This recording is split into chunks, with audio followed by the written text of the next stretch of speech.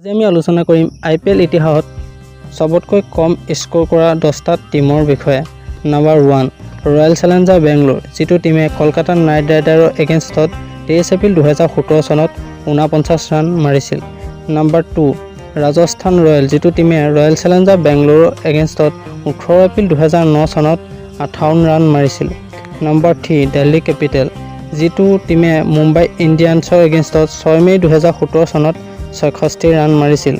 Number 4ত আছে আকৌ Delhi capital, যিটো টিমে কিংছ 11 পঞ্জাবৰ এগেইনষ্টত 30 এপ্ৰিল 2017 চনত 67 ৰান মাৰিছিল।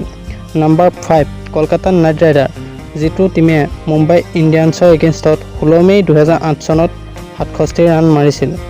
নাম্বাৰ 6 ৰয়েল চেলেঞ্জাৰ বেংগলোৰ, যিটো টিমে চেন্নাই ছুপাৰ কিংছৰ এগেইনষ্টত 23 মাৰ্চ 2019 চনত 70 ৰান মাৰিছিল। নাম্বাৰ 7 ৰয়েল চেলেঞ্জাৰ বেংগলোৰ, যিটো টিমে ৰাজস্থান ৰয়েলছৰ এগেইনষ্টত 26 এপ্ৰিল 2014 চনত 70 ৰান মাৰিছিল। নাম্বাৰ 8 কিংছ 11 পঞ্জাব, যিটো টিমে RPSৰ এগেইনষ্টত 14 মে 2017 চনত 73 ৰান মাৰিছিল।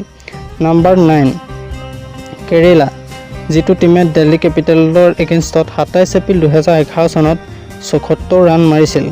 নাম্বাৰ 10ত আছে চেন্নাই ছুপাৰ কিংছ, যিটো টিমে মুম্বাই ইণ্ডিয়ানছৰ এগেইনষ্টত 5 মে 2013 চনত 79 ৰান মাৰিবলৈ সক্ষম হৈছিল। এইকেইটাই হৈছে IPL ইতিহাসত সবতকৈ কম স্কোৰ কৰা টিমসমূহ। যদি আপোনালোকে ভিডিঅ'টো চাই ভাল পালে তেতিয়াহ'লে ভিডিঅ'টো লাইক এটা কৰি চেনেলটো ছাবস্ক্ৰাইব কৰিবলৈ নাপাহৰিব। ধন্যবাদ।